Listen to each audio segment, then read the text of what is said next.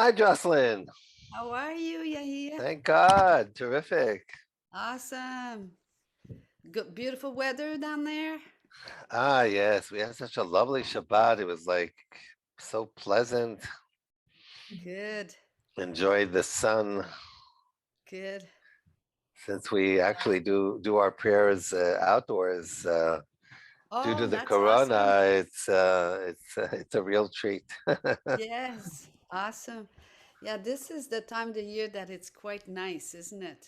Yes, thank God. It's Well, it varies. It's interesting in Israel how God has arranged things so that during the festivals, there's rarely rain, but during the winter, we have to make up for it in the winter. So the winters are typically well, it varies, of course. There are better years, but thank God, recent years have really been wonderful. God has been very good to awesome. us. So what's the degree there now? Like, I think it was 67 on Shabbat. Now maybe it's a okay. little less, but Fahrenheit, right? That's what I keep my apartment. Ah, so you see, 67, room between temperature. 65 and 68. Warmer than that, nah. Yeah. Hi, So, Christina. did And you have snow? it, One more question. Did you have snow no, we this year? rarely have snow. Okay, good. Okay. Because I God remember when God COVID. created the land of Israel in such a way that it's got all the climates. So there are certain places that have snow. It's Okay. up in the Golan Heights, Okay. But not but where you are. not where I am. Where I am, it's very rare. Okay. Uh,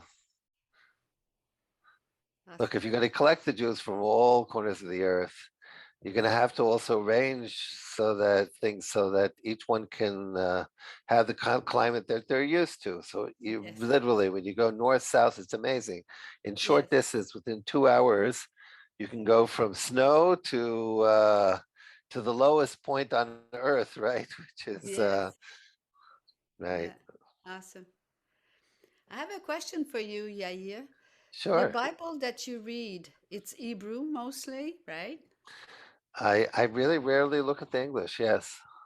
Okay. So, but when you do look at the English, do you go the King James or where do you go? No, no, no. Typically, first of all, I typically study from Hebrew. Okay. Hebrew, but when I do, for purposes of these studies, I typically go to Sefaria.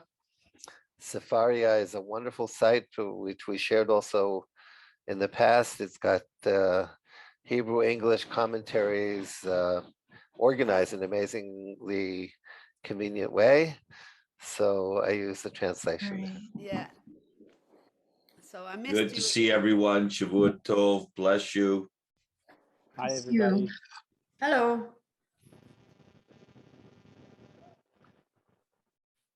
Mm. Hmm. And to make sure I had my Havruta cookies here. Shalom, The Gabriel. fruit cookies.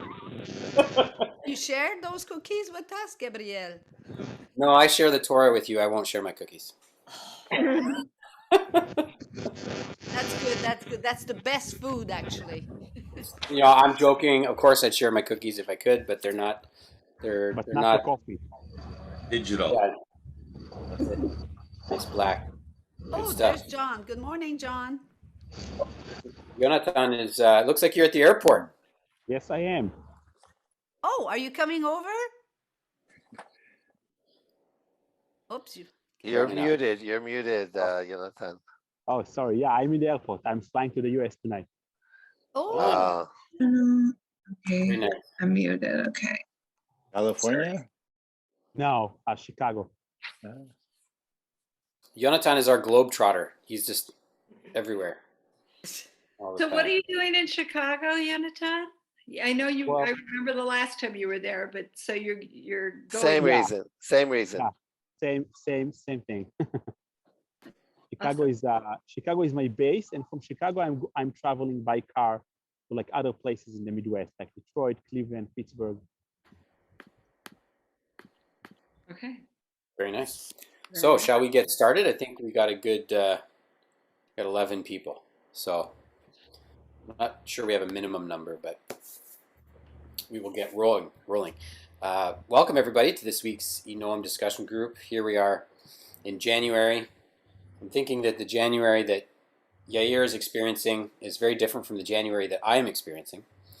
And Jonathan, Hi, David.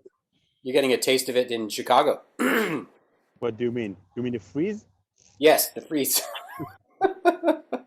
He has Yeah, a I can't plug. wait. I can't wait. So, just as a matter of opening, welcome everybody to eNoam. This is our what? Are we at 12 years yet? The numbers are changing quickly. Yep, soon 12. Study of Christians and Jews coming together. We study the Hebrew scriptures together. And even though we do have differences theologically speaking between Christians and Jews, here we come together to learn to talk about the Bible together with love and respect in a way that is beneficial for both of us. And it's a learning process, and we're glad to be going through it together. And so with that, I'm going to share the slides for today. If I can share my screen quick enough just to get us situated. I hope all of you got to cover the reading. So Exodus 10 through 13, essentially, well, we got like 2 plagues, and then we got the big one, the smiting of the firstborn in Egypt. And that's pretty much how the Torah portion ends, is describing how to observe Passover in remembrance of the... my screen is not... Can't change the slide.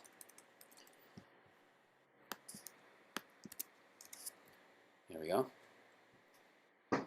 All right, and we got some extra colorful slides.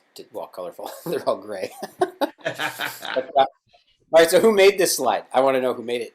No, this is my doing, I'm afraid. But I thought it was cute, cool. I like Yeah, it. well, do you want to just share maybe a couple thoughts about it before we move on? I don't want to... Yeah, I Well, like it a lot. Kim, you wanted to say something? I know, I liked it very much. Yes. I think that one of the interesting aspects of this parsha that I didn't think about that much in the past is that there is a very strong link between freedom and responsibility. They're really inherently linked. And when I realized that, or rather raised it to my conscious, suddenly so many aspects of the parsha became more deeply understood, because I don't know. So I looked for various, things like this that which connect freedom and responsibility. And I found very easily. I found that there really are many who talk about this relationship, and I brought it here. The thing is really this: the huge difference between a slave in Egypt, if we can go to the next slide, the huge difference between being a slave in Egypt and becoming free is that you suddenly have to start managing your affairs. You have to take responsibility. You have to take responsibility for yourself, because suddenly you have to decide what you're going to do with your time and your talents, whereas as a slave, somebody else decides for you. But it means all of a sudden that you have to develop your own communities, which decide what characters, what the character of your community is going to be about. What are you going to do as a collective? And it just spreads more and more. All of a sudden, it's up to you to make sure that there is no poverty, that there is that everybody's taken care of. And it caused me to ask the question of, how much responsibility do we really want? When we look throughout the story of Genesis, we see that the major problem is that people shirk responsibility. Even Adam and Eve, when they eat of the forbidden fruit, then they blame other people or other things for having done what they've done. They don't take responsibility. And I think that what we really see here in Exodus is the beginning of God educating us with regards to responsibility. How does this impact the story? Well, let's go on to the next slide. Here we go. Well, one of the aspects of the Egyptian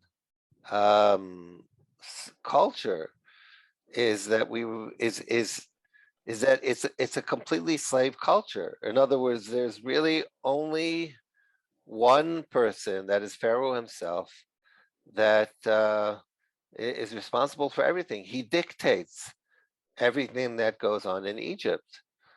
He even dictates the suffering that we see that they're going through due to the various plagues. When God tells us that we have to start taking responsibility, we see this in one of the very interesting commandments that appears, that this month is now going to be your first month. We suddenly have to decide even when the holidays are going to take place. And I think that we're going to start seeing as we dive deeper into the parsha how important it is for how God is essentially educating us to take responsibility, unlike unlike what we saw in Genesis. I think it's also part of our generation.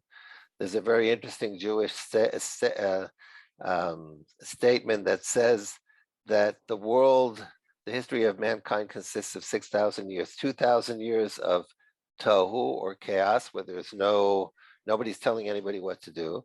And then there's 2,000 years of Torah, of studying God's word and learning about God. And then 2,000 years of Messiah. Like, and maybe it's not coincidental that the beginning of that 2,000 years is more or less when Jesus appeared. So I'm trying to say, yes, I think Jesus is very much about Messiah. But it's not. It's actually about human beings taking responsibility. In other words, of course, according to the way I would. So true.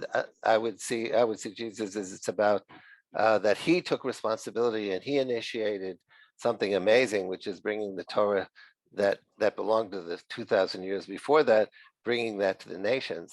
And so it's all about us learning how to take responsibility. So I would love to learn from the Parsha about the responsibility that we have to take upon ourselves being in this period of Messiah. So I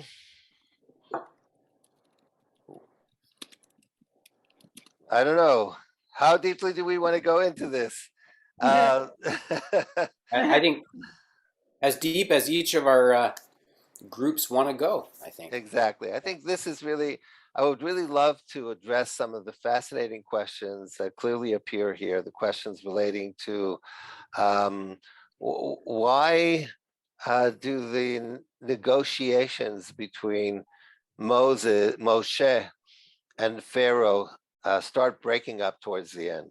What happened until then? All of a sudden, they're getting angry. If I see you once again, I'm going to kill you. It's like there's something going on here. There's an amazing story going on here between two who represent two different theologies, really, two ways of looking at the world. Pharaoh is the son of the sun god, right?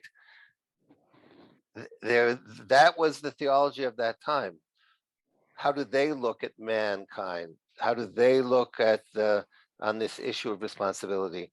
God is saying something very different, and Moshe is his representative. And at some stage, the things kind of fall apart, and we see certain commandments here relating to the commandment of the first month, at the beginning of the first month. We see a command relating to firstborn. Why do all the firstborn have to die in Egypt? Why do we later have to redeem our firstborn, even the donkeys? It's like, why do we have to take a lamb per household prior to the Exodus? What is that supposed to do? I think that they're really interesting questions. That why do we have to borrow jewelry from the Egyptians? Was it done fairly? Did they know that they wouldn't get their money back? What is really going on here? You know, there's some really did Pharaoh. We can see that he's constantly worried about collateral. That he wants to make sure that they leave, to make sure that they just don't move on and don't come back. So what's the story there? Why doesn't God just tell him from the very beginning that he intends to take them and away from slavery forever? That it's not just a holiday for a week. So many interesting questions about what's going on here from God's perspective, from the Pharaoh's perspective. I think something really amazing is happening that truly changes the world forever. And everybody's welcome to talk about any of these subjects and what it means to us today. Great. Well, I think we're ready to split into groups here. We have 15 participants, so I think we can have maybe 3 groups of 5. Should be. What we're gonna do. All right, we got our 30 minutes on. All right, let me assign our rooms here. And okay. Sounds good. Okay, here's one, and we'll go to the next one. And here we go. I think while Kim's setting that up, your question about the moon is interesting to me. I just why is sanctification of the moon the first commandment given Israel before Exodus? Maybe one of the teams could ferret out an answer to that question. That's curious to me.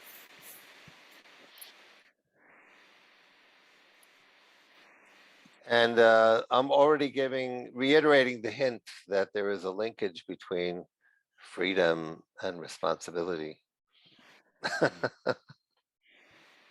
which I really in Hebrew, which word do you use for responsibility? it's interesting. The word in Hebrew is achrayut, which doesn't really appear in the parasha. It's a more modern word. It's a modern Hebrew word, achrayut. It has the word ach, of brother, in it. But perhaps in the Bible, it's Also, I think arevut. It's more guarantor. You might actually say achrayut has to do with, am I my brother's keeper? Yes, I am my brother's keeper. So in the, is it like Shamar Mishmerath or keeping charge? No, I'm not sure. Let's discuss in the breakout rooms. Let's see what we come up with. Okay. See you on the other side. There's a time to mute and a time to unmute and a time to share and a time to stop sharing. That was good, yeah, but I didn't. Sounds familiar. Dina, may the Lord help us discern those times wisely. I get accused of talking too much sometimes. So. Gabriel, you look very festive with your vest. Yeah, I decided to dress up for our meeting today because I wanted to. Wow, well, that's nice. Yeah, put on a white collar shirt and a vest, and that's all it takes. Terrific. Most people just wear pajamas, you know. So. Nice. Well, I could be wearing pajama bottoms. You can't tell. That's okay, Dina, because I think you're getting ready to go to bed, aren't you? At this time? Yeah. Soon, yes. You're already been awake for a while. So. All right, so we got everybody back in the main room here. Welcome back, everybody.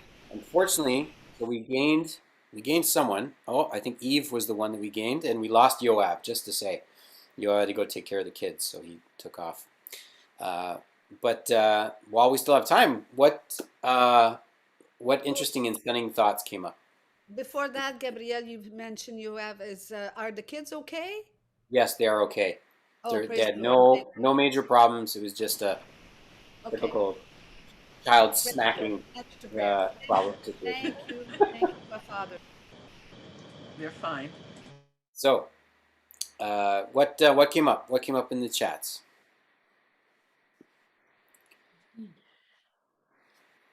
Ina. I'm doing my I'll teacher just favor. start because I'll just very briefly say that we mentioned the idea, which was new to some people, about the sanctification of the moon being a kind of a temple in time, that God gave the people the ability now to be independent and responsible for their own holidays and festivities, and the whole calendar is something, a dynamic process, which the people themselves calculate and decide upon, and that was a huge thing, that slaves don't have a feeling of their own time. We also mentioned the fact of the lamb, and many people didn't know that perhaps the killing of the lamb was actually a kind of killing of the Egyptian god, which is a great defiant and important thing to do before they left Egypt. Oh, wow. But John spoke also a lot about God's will trumping others, and yet people having free choice in that process, and God's will be done. A lot of other great ideas. Ruth, maybe say something that you said. You're muted, Ruth. Unmute. Yeah, I was just reflecting on Yair's first question about the sovereignty of God and the sovereignty of us, and how our responsibility to act integrates with God's sovereignty or responsibility over all of us and over everything. And Rick brought up the idea of the story of Esther, where it says that we roll the dice and God determines the outcome. That all the things that Esther did were her choices, but the coincidences that came together that led to the salvation of the Jewish people were something that was way beyond and above her or anything that she could do. I think Jonathan mentioned in our group also that on Passover, and we have the laws here of Passover, the family getting together around that lamb, right? And with their unleavened bread and telling the story of how they went out, we essentially take responsibility for our tradition. It's like God is telling us, you have to notice everything that is happening right now, so that every year when the time comes after you've sanctified the moon and you've reached the point of the 15th of Nisan, at that point you shall gather your family together. And it's also structured in such a way that each family has their lambs, so that you have a small enough group that can discuss the history, discuss who we are, how we came into being. And so we're taking responsibility over our identity and our heritage in doing so. So that's another form of responsibility that we see being taken in this week's portion.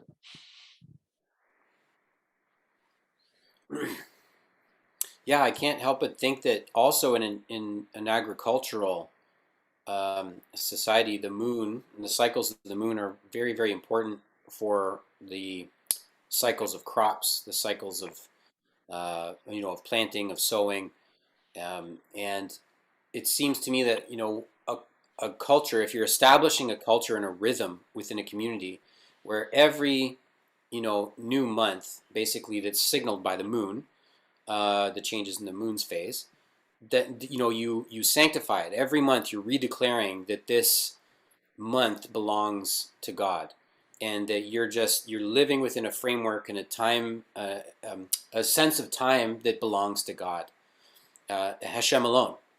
In contrast to all the cultures around you, which might be doing all kinds of other crazy things in their temples and whatever, and you can see that in Israel's history, that was really important, was to keep pushing back, on the surrounding cultures and influences that would put pressure on Israel and on the Jewish people. Jonathan also mentioned the word achrayut, which we mentioned also before, about meaning responsibility. So we noted that there are two roots there. There's ach, which is brother, and there's also acher, the other. So in other words, taking responsibility is really taking responsibility for the others. It's a matter of not saying, I'm just going to look out for myself, which is very often associated with freedom, means that I can do whatever I want. But no, the Torah is essentially telling us that freedom, or God's freedom, is taking responsibility for everyone, and not alone, but all of us together. So we have to first become brothers, that's the ach, so that we can together in a fellowship Very be able good. to take care of everyone and make sure that everyone has that opportunity to play a part in this free society. Yair, I heard someone say something nice about the plague of darkness, that it says that one person didn't see the other. So not only physically they didn't see each other, but they Wow. actually didn't see each other, and that's why darkness came upon them. Beautiful. Very powerful. That's powerful. Yeah. Yeah. Wow. Wow. Very. So there And was then another. Yeah, go ahead, Yair. No. I please. All right, I was just going to say that one question that I brought up in our group was, once it was, and this is a rhetorical question in a sense, but like once it was clear that Pharaoh wasn't getting it, and even his, it says in this portion that even his, how would you say, his court disagreed with him. They told Pharaoh, like, let them go. You're destroyed. This country's destroyed, and Pharaoh just couldn't, if I was trying to plot, to subvert Pharaoh's will, I'd just go to his secondhand people and I would cut a deal with them. Cut out Pharaoh. He's a nut. And they clearly are reasonable and they'll let the people go, right? But then you realize that the whole framework of this discussion is that God doesn't want to deal with just like the second in command. He wants to deal with Pharaoh. He wants to deal with this symbol, and so you can't get away. It's like, I don't know, just thinking practically, right? You try to like, okay, well, just forget the king. He's out of his mind. Go to the second guy, cut a deal with him. But God doesn't do that. From the very beginning, it's very obvious that he's committed to like dealing with Pharaoh personally. Gabe, he never does that. And you see that in the book of Daniel, you see it in the book of Esther, you see it constantly. God doesn't deal with The second in command. whoever he raises up as a leader, raises up and puts down. But one of the interesting, Ruth brought up such an amazing question regarding the sovereignty. But when you looked at Paro, one of the most interesting things is the more he was unwilling to relinquish sovereignty over the Jewish people, the more sovereignty he lost. His land was destroyed. Mm. And that's really the essence, right? The essence of looking out for the other means looking out for the sovereignty of the other. In other words, we have to make sure that everybody is sovereign enough to be able to fulfill his calling in the world. And Pharaoh wouldn't relinquish that. And it seemed to be one of the things that was a little disturbing in this portion was that it seems like God was playing games with him. Is he taking them out completely? Is he only asking for a vacation? I think what God is actually saying is, I'm not negotiating with you. We're not at the same level. We're not going to cut a deal here where, we're going to say, okay, you give him a week. Oh, maybe it'll be 6 days. Maybe it'll be 2 weeks. No, I'm telling you that, I am sovereign here over the world, not you. And you have to let them go. It's not even a question whether what I'm going to do afterwards, or whether I'm going to take them away to Canaan or bring them back. That's my decision. It's non-negotiable. And I think that's really what Moses is telling him also. He says, well, you can go without all of your livestock. And he says, I don't know what's going to happen when we go there. God may decide that we need to do all kinds of stuff with the livestock. In other words, you're not in a position to determine to God what he's allowed to do, what he's not allowed to do. And I think that's really the discussion that's going on here. It's just so beyond Pharaoh, this notion that anybody can overrule what he wants to do in the world. That in the end, he just can't take it anymore, because he's trying to negotiate with God. And God says, sorry, but you don't negotiate with me. It doesn't work that way. And this, I think, is a huge revelation. Also, the thing about the firstborn, the firstborn is typically the one who takes responsibility for the family. That's his job. It's naturally comes, we firstborn, I'm also a firstborn, we naturally become a bit parentified. We kind of sense that responsibility even from the very beginning. And even the double portion that the firstborn receives is because he has to be responsible for anyone who doesn't have what to live from. And he also has to be responsible for the parents when they get to a stage when they need assistance in living. So the firstborn is, like, by definition, the one who's responsible. And God is essentially telling him, look, I have Israel is my firstborn. They have a responsibility towards the world that they have to fulfill, and you have to let them do it. And it's not negotiable. By the way, you also have firstborn. And if you don't let my firstborn do what they're supposed to do, then your firstborn are not going to be able to do what they have to do. So in many ways, he wants to really bring into the consciousness of Egypt and of Israel that we all have responsibilities towards other people. And that's what freedom is all about. If we think freedom is about just doing whatever you feel like it, you've really missed the whole point. Freedom is really all about taking responsibility for the world. And by the way, it's even much more fulfilling and joyous when you succeed in doing so together with God. You know what, Yair? This is real social justice. This is the way it's supposed to be. This is a movement. Exactly. It just occurred to me, Yair, while you were sharing there, that when you also, like, there's a side effect of when you cut off, like in Egypt, when you cut off all of the firstborn, then all of a sudden the secondborn, thirdborn, fourthborn all of a sudden have responsibility that they didn't have to do before. So it's like, what do we do? Run around the heads off, you haven't had to do, so that's like the double edge in a sense, like that all of a sudden you'd have a whole brand new like group or cast of people who had to exercise responsibility that weren't used to it. And I would even like to venture to suggest that if the Egyptians would have gotten the message and would have accepted the message, then instead of when God wanted Moshe to bring everyone, the Jewish people, out to the desert in order to receive the Torah. As soon as they received the Torah, they could have actually, instead of going to Canaan, they could have said, okay, well, let's go back to Egypt.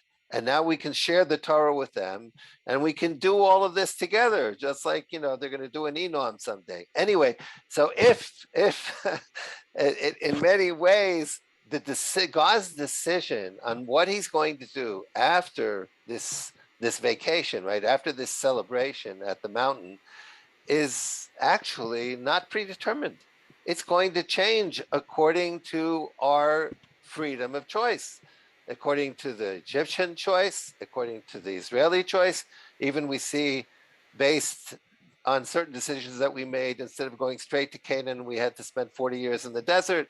In other words, God is never going, no Pharaoh is ever going to dictate to God what he's going to do and what he's not going to do under any of these circumstances. Because part of what God wants is that we should really take responsibility, accept our responsibility in terms of sovereignty, and based on the decisions that we make, God will also direct us to the next level that we have to achieve. So maybe that also gives us insight into why there's this, what do you think about this silver and gold thing, about taking them from the Egyptians? I know Dean's got a lot to say about that, but what does everybody have to say?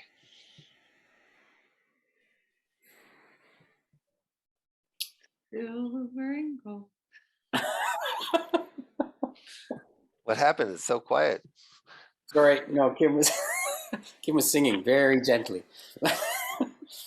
Does anybody have any thoughts? I mean, outside of the people who have monopolized speaking for the last, Well, I find again, I personally, kind of haven't really taken that much of a thought, because we find that the silver and gold is used in the construction of the Mishkan, the tabernacle, And okay, of course they use it for the golden calf too. And so, Right. but one of the things that God really is a God of recompense.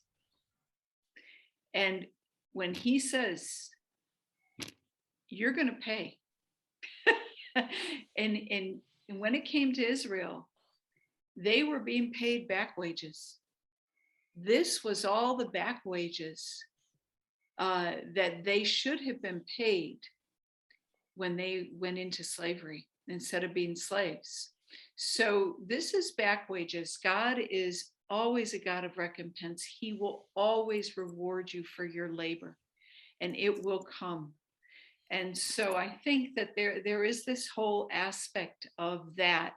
And then he's going to not only use it to create something very dynamic, but again, to level up the level of blessing that he is going to, and providence and provision that he is going to bestow upon Israel as she moves through the desert. I mean, look at how he takes care of her. So, or him, or John, David, we love hearing whatever you have to say. No, sorry, I'm struggling this evening. Sorry, my attention is not good. Sorry about that. It's okay. I think that let's take a look later on in history. Hiram, what does he bring to the temple? He brings cedar. He brings cedar. And what's God really is all about building a kingdom for all, not just for Israel. He wants to build a kingdom that all of the nations will be able to come and celebrate together with Israel as God's children, right? As God's family. And he's going to build a sanctuary, and later on it's going to become a temple, and he wants the Egyptians to take part in it.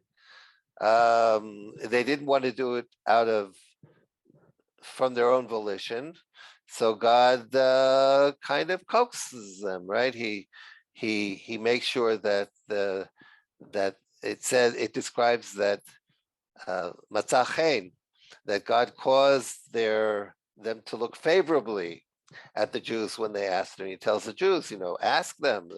Nobody's forcing them to do anything, but they are definitely going through this process of collecting silver and gold that is, like Kim said, is necessary not just for the sanctuary, it's necessary for the temple, which has to become a temple for everyone. And because it becomes a temple for everyone, God already wants to educate the nations that this is part of their responsibility, is to take part, an active part, just like Huram did. And later on, we see it also with Koresh. Well, how do you say that in English? But the Persian who Cyrus, right? Who ultimately he also gave Nehemiah, lots of stuff in order to be able to go and build the temple. Maybe there's one thing that's a little bit uncomfortable for these foreign powers, is that if they're going to have a healthy, positive relationship with Israel, they also have to kind of acknowledge some of the issues that the God of Israel raises with the way that they rule their kingdoms. And right. I think that that's one of the awkward, there's a lot of murder that's done in the case, in the support of stability and law and order. If you look at like historical record, I mean, it's a normal thing to take care of the problems without worrying too much about, very often self-serving, and not so much watching over the other, like we said before. Exactly. Where it's not so much about fellowship, it's much more about, it's about the big crocodile, right? Pharaoh is described as the big Tanina Gadol. So yeah, it's about who's more powerful and who is going to succumb to this power, and what kind of things can Pharaoh dictate even to God. It's sometimes these type of things are only learned the hard way. Mm-hmm. So Denise, did you want to brave your internet connection and share something with us? No. Because it's just, I know it's going to cut off and No, I you won't be able sound to get that. great. You Sound sound great. great. Well, I don't think, not this week. I'm just listening. I've got a lot to process from, I'm really stuck on this thing about the lamb being one of the gods of Egypt that Dina had mentioned. And this whole process of them coming out, you know, in the Passover. And even my readings during the week, when I was reading this yesterday, I was stuck on the Passover. And then when she said that, and then Kim added some extra information, my mind is just, but I think it's interesting that, you know, because we're talking about responsibility. And when they slew the lamb, you know, I have this preconceived idea already as a Christian believer, which it's true, you know, for me, but this is adding, when they did that as a community, they made a statement together. We are cutting off every idol, Egypt at this time, and we are choosing the Lord. And they trusted him to the point in those words that says, when I see the blood, I will pass over you. I just, my mind hasn't even got a full thought here, but I'm going to have to process this some more throughout the rest of the week. I don't know. That's, I know it's a little bit off of what we were talking about, but it also Not at feels all. like a No. responsibility. Thank you for sharing that, Denise. That's beautiful. I'm with you, Denise. Okay. It's a lot to digest at the moment. The lamb, yes. Absolutely. It reminded me also what Jocelyn said in our session. She talked about how Nehemiah, when he built the walls around Jerusalem, and he took the initiative of organizing families around different parts of the wall, and how he had to take responsibility. So he made a lot of decisions which were not easy decisions to make, but God was with him, and he made it, and he helped him succeed in this very difficult endeavor. And I think that we can see the same thing today. We see ourselves during these times dealing with so many challenges and so many difficult decisions, not just Israel, but the entire world in dealing with Corona. And we really have to do as much as we can to make sure that we're aligned with God's intention, with God's values in doing so. There are a lot of conflicts that we have to deal with. And hopefully we will really do this all in a way that's aligned with God, so that he will finally take this away from us, so that we can come together in Jerusalem and enjoy Passover, the other holidays together. Amen. Well, we are quarter past the hour now, so we are pretty much right on time. Is there anyone who had one last burning revelation to share with us before we wrap up for today? Dr. John, you've been very quiet. I did want to apologies to my group because I read it before, but you can't think about Egypt and in light of what everyone's been saying, but you're here finished with that in Isaiah 19, you know, the Lord will strike Egypt in a way that will bring healing. All his works are for our ultimate healing and reconciliation. And the Egyptians and Assyrians will move freely between their lands, and they'll worship the same God. And Israel will be their ally. The three will be together, and Israel will be a blessing to them. For the Lord Almighty will say, blessed be Egypt, my people. Blessed be Assyria, the land I have made. Blessed be Israel, my special possession. Amen. Amen. It's a good word. Jocelyn, do you want to share before we finish? Psalm 91, he's our refuge and our strength. And my last word, those are for me. God loves you and me too. So happy to be with you. Have a great, blessed week. Thank you. Thank you so much. Well, everybody, thank you so much for your contribution, spending time with us together. This has been a blessing. Shavua Tov, have a great week, and we will be back together next week for the next Parsha reading, because the adventure only gets more interesting from here. All right. Take care, everybody. Thank you. So, Thank you, everyone. bye-bye. Baruch Hashem. Bye.